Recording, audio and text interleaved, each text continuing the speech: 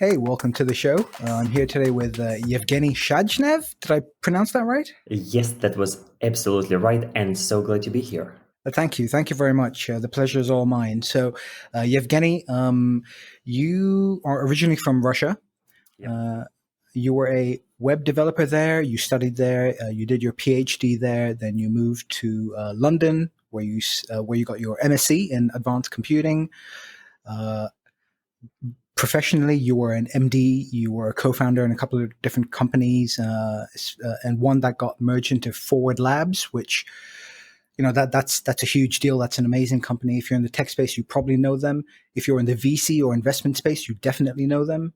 And then after that, this is where I come in. You formed a boot camp called Makers Academy in London, and that was one of the first. Is that right? That was the first bootcamp in Europe. And just for the accuracy, I didn't finish my PhD in Russia. I dropped out. But just for the sake of the record. But otherwise, yes, largely correct. And Makers, yes, was the first bootcamp in Europe in 2013. So, where does the idea for makers come about, and what's the motivation for that, and how revolutionary is it at the time? At the time, it did sound a bit crazy. The idea was actually pretty simple. We, my co-founder Rob and I, we saw that there are not enough developers on the market. Still the same problem that we have today, and it's really difficult to become a developer. Usually, people go to university and spend years getting a computer science degree, like I did, but this is not nearly efficient and doesn't really answer the need of the market. So the starting point for Rob and I was to ask ourselves, can we train complete beginners to be employable software developers 10 times faster and 10 times cheaper than a university? And this is what we set out to do by training complete beginners to become software developers in just 12 weeks. Or it was 10. It was 10 at the beginning. Then we switched to 12. And a lot of people told us that we were crazy at the time. Not just that we were crazy. Some people told us that it's plain fraudulent, that you just can't take a complete beginner and get them to an employable level, and if they in just 3 months. And if this is what we're promising to people, then we're basically want to run away with their money. But it turned out that it's actually possible if we approach training and or education in a different way from how computer science and software development is usually taught. What made you so special? Like the vision that you had at the time that made this successful. Well, first of all, I'm absolutely not special, but I think. Like all startups, it starts with an impossible question, a bit of luck, and a lot of hard work. We really wanted to answer the question. We really tried to figure out what is at the core of what makes a person employable as a software developer, and then strip away all the rest. My personal experience of getting two computer science degrees was that I learned a lot of useful stuff, but a lot of that was not actually applicable in my job as a software developer. It was a lot of the. It was focused to a significant degree on computer science concepts, and they are interesting and useful, and there is nothing wrong with it, except that not every job requires them. And so we started with the end question of what makes a software developer employable, and then reverse engineer it from there, making sure that the only things which make it onto the course are directly related to employability. And by the way, employability was also core to what we do at Makers from day one, because my own challenge with my university was that I had a really good course. I learned a lot. Then we had an amazing graduation ceremony at the Royal Albert Hall that my parents loved. Great photos. And then that was it. Getting a job was my own problem. If there was a career advice team at the university, I don't think anyone on my course was actually using it or even aware of it.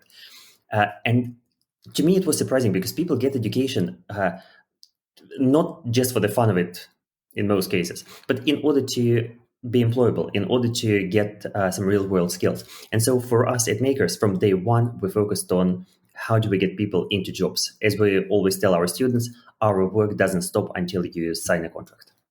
Mm.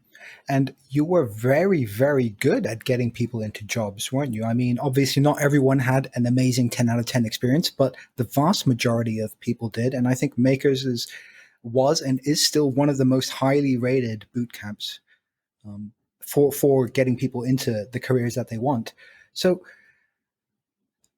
how do you build something like that? And what changes have been made over time to ensure that success? One really important element is staying in touch with the employers. Not not focusing on the standard and what we think we are teaching, but going to employers all the time and figuring out what they want today, what the market wants today, and then updating the course in response. One of the reasons we really resisted any kind of standardization of our course in our early years is because we wanted to stay really responsive to the needs of the students. So if one of the people we trained went to an interview, didn't get a job, we would talk to them and try to figure out, okay, what didn't work? Was it the person, our training, our selection process, any specific aspect of the curriculum, uh, interview readiness? What is the element? And then we'd go back and say, okay, we need to adjust this. And if you do it continuously with almost 2,000 people by now, then it translates into lots of tiny adjustments to the course, which help people to stay employable. And unfortunately, boot camps globally have a slightly bad reputation now. I think because they fail at the career's end. You've done really, really well in that part of the life cycle. Do you have any advice for people who are maybe struggling post boot camp? It's genuinely difficult to give generic advice that would help everyone, because the reasons why someone might be struggling, having been trained by different coding bootcamps, the reasons might be so different. For some people, it may be mindset. For others, technical skills, and for someone else, it may have nothing to do with them, but everything to do with the state of the market right now and in the last year. Right now, the market is getting better, but I recently spent a lot of time talking to someone who was looking for her first developer job in the last 6 months, and that's been genuinely difficult because we are in a pandemic. Companies are changing how they are hiring, and the junior end of the market is suffering more than let's say the senior end of the market. So there are lots of moving parts here, and it really depends on the individual situation. However, in any case, regardless of the state of the market and what's happening in the world globally, a really helpful question to start is what's happening right now, what are my main challenges, and what I can do about it. Because we only control ourselves, our own actions, our own reactions, and we can't really influence the world around us. So I've been hearing whispers about this, about the state of the junior hiring market. Is it really that bad right now? And do you think after the pandemic it's going to recover? It's significantly better than it was half a year ago or even a year ago. When we went into the lockdown, junior hiring activity almost stopped. I'd say that April, May, and June were probably three most difficult months. And then it started to pick up. First, because the first lockdown was over and everyone thought, okay, this is coming to an end. But then, even as we realized that the second wave is coming, the tech sector adjusted to the new reality. And so today we are in a far better position than a year ago. And I'm quite optimistic that we'll get to pre-pandemic levels in the very near future, if not already. So I'd like to move on from the student side of Makers to your role as a founder. Makers, I guess, for people who haven't been there, it'd be hard to sort of explain it, but it was just this wonderful buzzing atmosphere of like, sheer brilliance and like, endless optimism and energy. It was also like from the business side of it, it seemed to be really experimental and really flat and, seemed to be applying a lot of sort of modern theories on how business should be run, how people should be taught. Funny enough, a lot of it was driven by our own inexperience as a management team. We were just experimenting and trying different things by seeing what could work. But ultimately, we were trying to build a company that we would like to work at as employees and not only founders. So we instinctively tried to do our best to treat everyone well, to minimize hierarchy and the power distance between individuals, to empower the team to the highest possible extent, and sometimes we did crazy things like inviting the team to set their own salaries, which we can talk about later. But in a nutshell, we just weren't afraid to experiment. We came to the business with the attitude of not we know how to do things or we've got a textbook with answers, but we came with an attitude of we've got no idea. Let's try lots of things. Let's learn. Let's see what's going to work. Let's stop doing what's not working and let's keep doing what is working. So there was a lot of experimentation, change, and yes, just the spirit of learning and moving forward. And I guess you put in a lot of effort in hiring the right people who shared the same sort of attitude and ethos, and you could really tell. Yes, and this importantly also influenced our students and how we train our students. You can't really have a different culture between the staff and the students, especially if everyone is in the same office.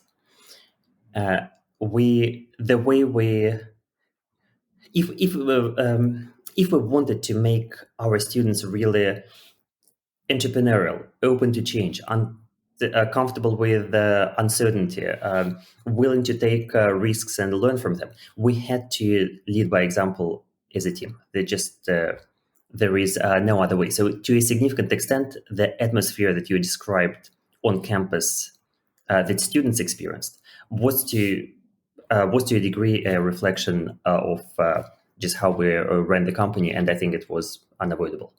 Moving on to diversity and inclusion, this is a massive topic for the industry as a whole and the world. Yeah, and it's a big problem, right?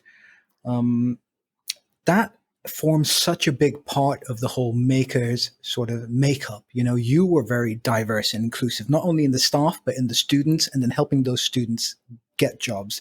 So at what point does diversity and inclusion, that concept, come into your consciousness, and then how does it develop from there? We never really thought about it as diversity and inclusion from the beginning. We thought about it as common sense. From the very beginning, it was obvious that there are not enough women in the tech industry. So from I think our first or maybe second, no, I think our first cohort, we started offering discount for female applicants to incentivize them to join the course. But we didn't see it as a D&I effort. Diversity and inclusion only came into our vocabulary probably 2 or 3 years later, when we started to look at, okay, how do we run the business in principle, and they started to systematize some of our efforts. But I think from the beginning, we just try to see everyone as human and not really have any policy about it. It was just how we did business. Great. And I suppose hiring partners responded very well to that as well, because it's so hard for them to hire, let's say, for example, non-white or Asian men into tech. Yep. It's a big problem. And we didn't really think that it would be our business advantages first. At first, we were just focused on training software developers and making sure they're really good. But then eventually we realized that based on the feedback from our hiring partners, that we are a source of not only good software developers, but of diverse software developers, and the industry really values it. And that was probably the moment, maybe a couple of years in, that we started to pay deliberate attention to it. So we've talked about a couple of the sort of really experimental things that you tried out and that worked quite well. You mentioned one which didn't work so well, perhaps, which was setting your own salary. Well, we can have the whole episode on or two on this. Well, it was real in the sense that it worked for 4 years. Roughly 2015 to 2019, the team was setting their own salary, so it worked for dozens of people across several years.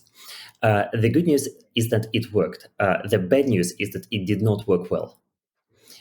So we realized that while the intention behind it was just to give as much decision-making power to the team as possible and to trust them to make best decisions, decentralizing this process was a recipe for creating salary disparities across every single dimension.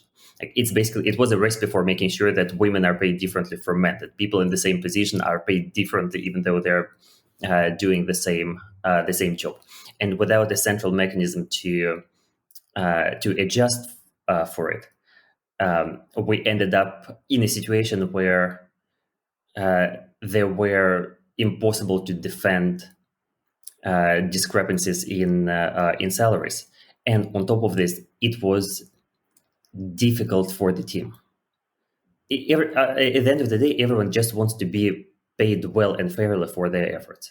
The process of setting the salary yourself involves asking the team to do the work that their manager and HR are supposed to be doing. That is really go to the market, do a significant part of their own of the groundwork for their own performance review. Figure out how what they are doing contributes to the company as a whole, and all of this is a lot of work. And so at the end we realized that it was a really good experiment, and we learned a lot. But we need to have something more traditional in place.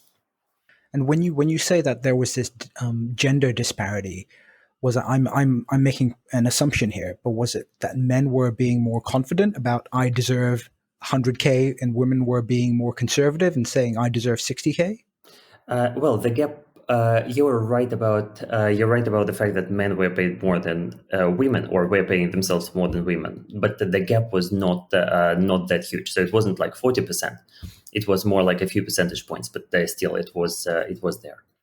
Moving on to scaling, like I know this was a big part of what you wanted to achieve at Makers, and I know you did achieve a lot of it. What sort of things did you try, and what did you discover in that process? There are so many elements and aspects to scaling, from from really nailing your business model and building the right team, and also growing as a leader, as a CEO. That I think I can honestly say that I learned a lot about each of those aspects, mostly by making mistakes. But maybe one of the most interesting and hard-won lessons was that before trying to scale, it's really important to make sure the foundations are in place, that the business model is sound, that the unit economics are sound, that all the processes across the company work well. Because when you try to scale, essentially you try to amplify whatever is already happening, and you amplify the bad stuff together with the good stuff. And if you try to scale before you fix some of the important challenges at the beginning, and every company, every startup has them, it will probably create more problems than it will solve. You've been a co-founder a few times over. You were one of the founders at Makers. Did you have an exit strategy going into this? Well, there is a story here.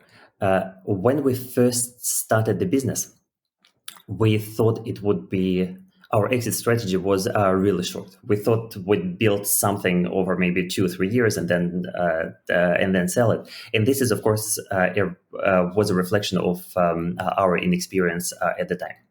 The truth is, if a company is going to work, it's probably going to take a decade to build it and maybe more. There is a reason why. Venture capital funds usually operate on a 10-year time scale. It takes a lot of time to get something to an exit.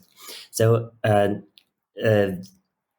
in terms of an exit, it's been on our mind from day one, because we are a venture-backed business, and eventually we'll need to solve it. I was reading some of the interviews you've done, and you said that you wish you had listened to more experienced people at times. I'm really curious about this one. Are there any examples that you were referencing? Not anyone specific, but I wish I found a chair of the board of directors sooner. I wish I started working with an executive coach sooner. I wish I just leveraged more people earlier. When I think about the first few years at Makers, I was spending, well, the entire team was working really, really hard, and we were spending a lot of time trying to build the business, which is, of course, right.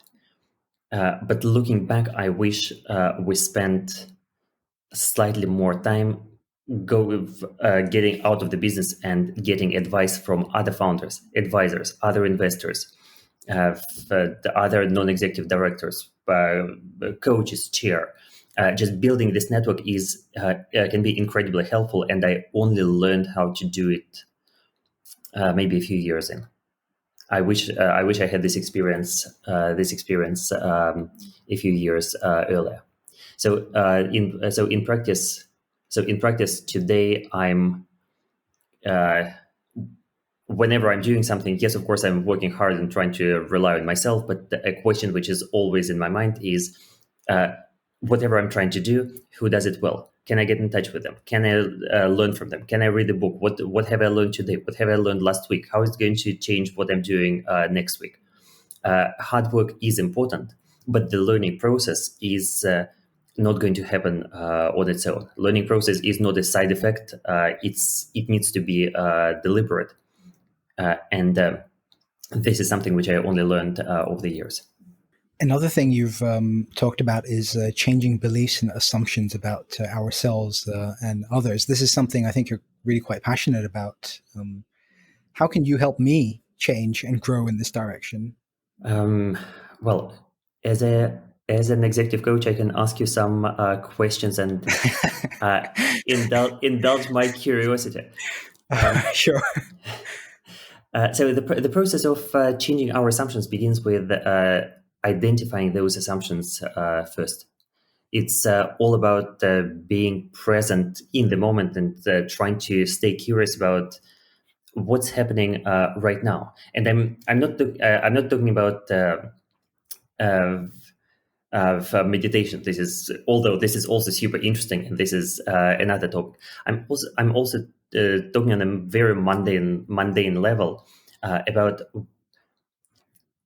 what's happening in any given moment, in any given meeting, in any given conversation. How am I showing up? What assumptions am I making about the other person, about myself? What hopes or fears do I have about the future? How it influences what I'm doing right now? Is it serving me? Is it not serving me? One practice which I find incredibly helpful is doing regular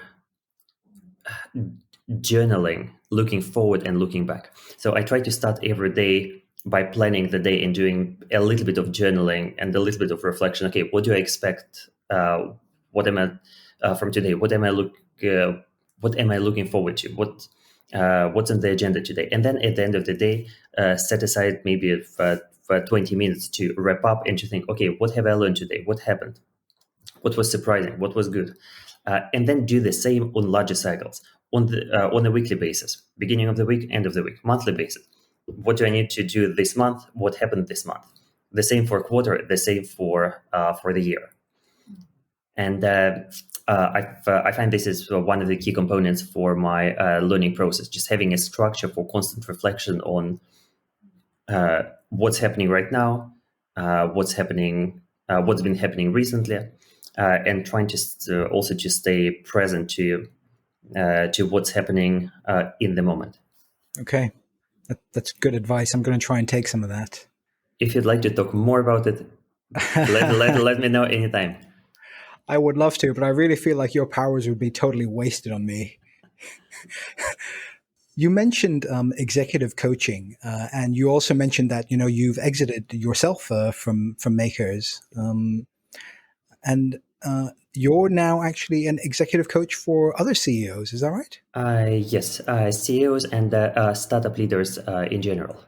I help people like me who are building companies and growing personally and professionally, and struggling with the same questions that I faced when I was running Makers.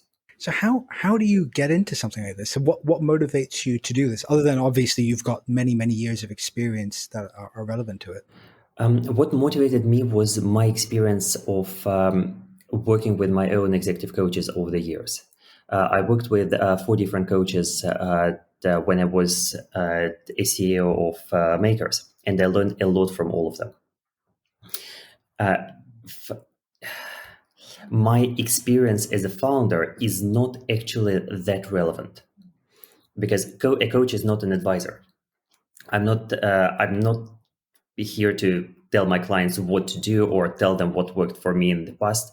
My experience is my experience, but the way it's helpful and relevant is that it really helps me to understand what my clients are going through. When they tell me what it's like to be fundraising or face a decision about letting someone go, or think about restructuring the company, or communication challenges in their senior management team, I know what they're going through because I've been there. I know what it's like to look at 2 bad choices and think, okay, which one is the right one, or what's another angle on the situation. So it helps me to connect to other people. And so on some level, is being a good executive coach about just being a really good set of ears, someone you can trust to listen to? Listening is one of the foundational skills for any executive coach, yes. Another is being very attentive and present. Much of what I do is just paying attention to what's happening in the moment with the client, not just what they are saying. That's half of it, but another half of what they are not saying, what their body language is saying, what their facial expression is saying, what their tone of voice might indicate, and this guides my curiosity and intuition. One of the things which I love the most about executive coaching is that you can't really have a plan for an executive coaching session. It's not the training or some other kind of situation when you prepare an agenda and you know that, okay, we've got 90 minutes and we'll go through these points. It's always an improvisation. It's like dancing together, but not in a way which is scripted, but in a way which is yes, where 2 people improvise and stay attentive to each other and go forward together. And this is a very fulfilling, rewarding, and sometimes challenging process.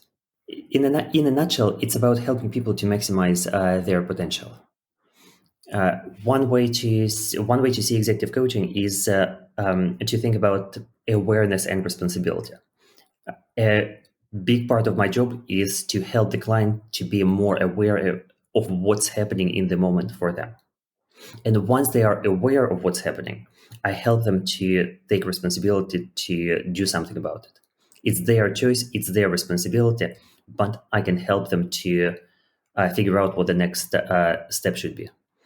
As my first coach used to say, this being so what?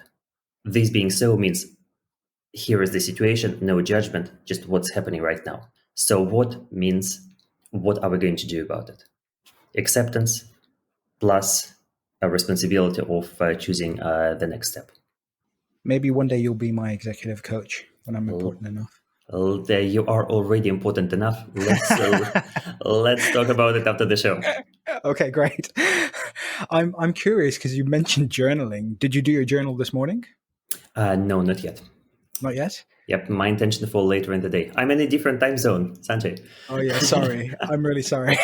All right. I'm curious what you're going to say about this. I'll laugh about it and and probably share some of my reflections and emotions. So what's next for you? Is this something you're going to pursue for a while? Have you got another startup crazy idea on your brain? Nope, I'm very much fully focused on executive coaching. I've been retraining as an executive coach ever since I left Makers last September, and I'm very much enjoying working with my clients. It's a very different kind of work, but it's so fulfilling and interesting and enjoyable that in a sense it came around full circle. I spent 8 years helping other people to change jobs, and then I left Makers in order to change my own job and now do something else. So this is not to say that I will never ever start another company. Maybe I will, but no, there are no immediate plans. I'm very much focused. I'm very much focused on helping others at the moment. Let's talk about executive coaching after the show, off the record. Okay, off the record. Okay, but look, before I let you go, Yeah. I need the joke of the show from you. Okay. So I'm very bad at telling jokes. So this one is going to be like super short one. So my boss told me to have a good day, so I went home. Great. Thank you, Evgeny. That's a wonderful joke. Thank you, Sanjay. Okay, have cheers. a nice day. You too have a wonderful day. Thank you again so much. I really appreciate your time.